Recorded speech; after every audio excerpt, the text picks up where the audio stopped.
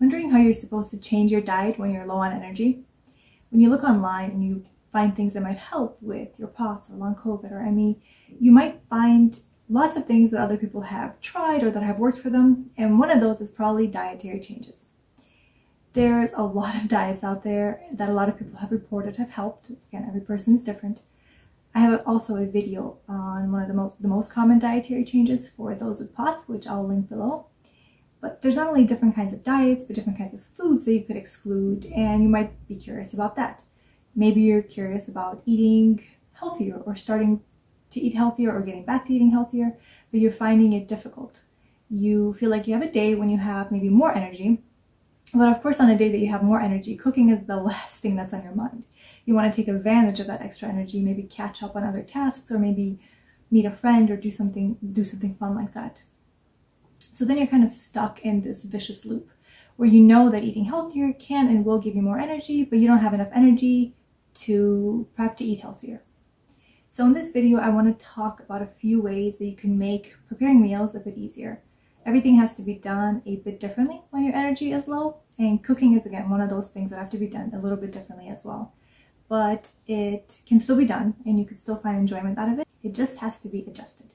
So let's get started. Let's talk about a few ways you could do so. We cannot really treat cooking as a spontaneous thing. It does require more planning, and that's okay. It's a little bit similar to pacing. We'll take the concept of pacing and apply it to cooking. Everyone that's watching this video, obviously everybody's energy levels are different. They may vary, possibly vary through the day, through the week as well. So first, let's say that it's practically impossible for you right now to sit and meal prep.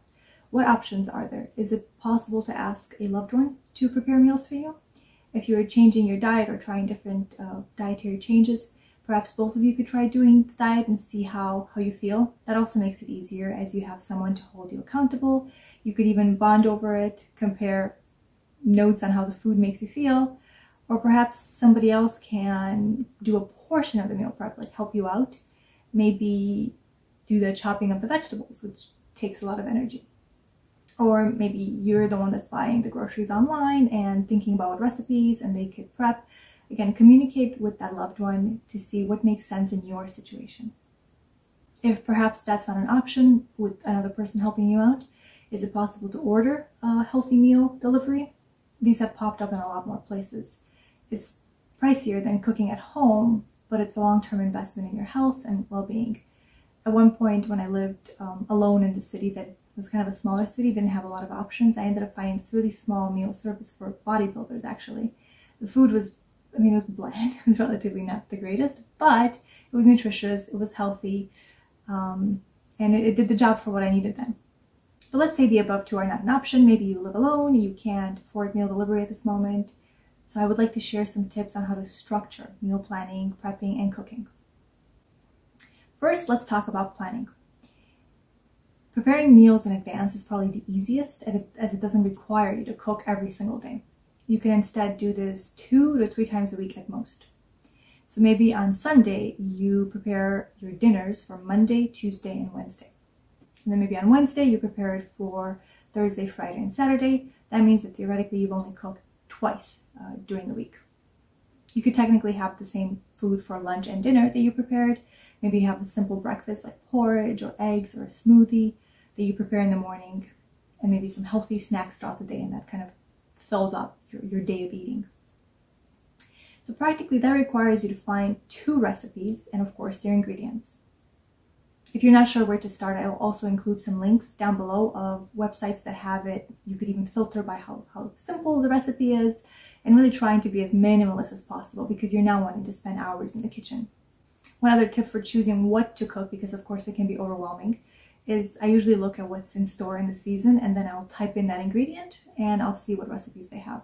Also, when you're not feeling well, you don't want to be going through thousands of recipes. That's cognitive, that's too much. Then let's talk about the next part. So now you have your meals that you know you're going to make. Let's talk about the shopping part. One of the best ways, depending on where you are, is probably to shop online. There's services where they can either deliver the groceries or you could even pick them up in the store. It's probably the easiest in terms of energy. If not, what can also help is having an organized list that enables you to hit each aisle just once. So kind of organizing it by aisle so that you're not spending a lot of energy going to the store. So now you have your plan for the week. What remains now is the cooking. This can also be broken down. So let's say it's Sunday and you're meal prepping for Monday, Tuesday, and Wednesday. Maybe in the morning or whenever you're feeling a little bit better, you start by gathering. It's a 3-step process. So the first step, you start by gathering your ingredients. So you have maybe your spices, your grains, whatever you need for that recipe. The ones that are safe to leave on the counter, you can leave on the counter. The other ones perhaps you put away in the fridge. Then again, you take a break. You do something else. You're not at this task forever. You come back when you're ready and you chop. This might be one of the most exhausting pieces. So now at least you have everything out, but now you need to cut it. So that usually means you need to cut some kind of vegetables. With this, what can make it easier, of course, is sitting down throughout this whole process. Sitting down as much as possible, trying not to get up. What also helps is if you have a sharp knife. Obviously, if it's a dull knife, it's going to take a lot more energy. And there's also even vegetable choppers that make things a lot easier. So really trying to simplify this process with the use of tools. Again, now you're done with step number 2. You take a break, you rest, and you come back later for the third part, which is the cooking. So at this point, you have everything laid out, everything's cut, all the spices are there, the rice or whatever you're making is at proportion correctly. Generally, when a recipe says, it takes 30 minutes, this is usually the part that they're referring to. So at this point, you can kind of just throw everything together and you do it, you cook it. If, for example, you're using a stovetop, if it's a meal that's made on the stovetop and that's perhaps too hard for you because of the heat, again, another option would be to make meals that are more in the oven or to make meals that are in the Instant Pot.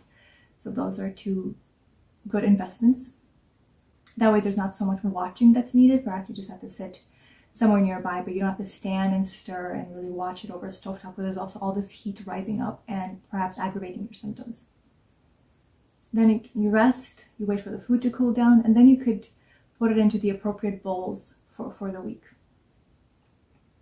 Then you could store it in the fridge. Most meals keep up to 3 days in the fridge. Obviously, it depends on the recipe, so check with the recipe that you're making. And you could keep it for longer. Not every meal, but a lot of meals are freezer friendly. So you could keep it for longer, and that way, let's say you're unwell one day, you could just go to the freezer and grab one of the meals that you've already prepared. But now, it's always important to brainstorm through multiple things that can happen, right? Multiple challenges. So let's say it's Sunday and you're not feeling well at all. What can you do? This would have been the day that maybe you would have been cooking. Can you grab a frozen meal, one of the ones that you've prepared before? Is it still possible to meal prep?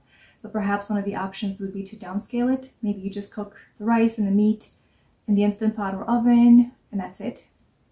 Maybe for the vegetables, you grab some frozen veggies from the freezer and you use those. Or maybe you just there are a lot of frozen meals now in the stores that are getting healthier and healthier that can be used for replacements on days like this. You could be creative. What's important, obviously, is to have options and a backup plan for something that's easy yet still relatively nutritious. Through planning, through experimenting, and having backup options, it is possible to start eating healthier once again without it affecting your energy too much. So I hope that this video gave you some ideas on how to make cooking easier when you're low on energy, and I hope that you found it helpful. I would love to hear your biggest takeaway down in the comments below. Let me know, what are your thoughts on meal prepping? What have you found helps you the most? And if you want more videos like this, make sure to subscribe to my channel. And if you hit the bell, you'll get a notification each time I post a new video. Take care, and I'll see you next time.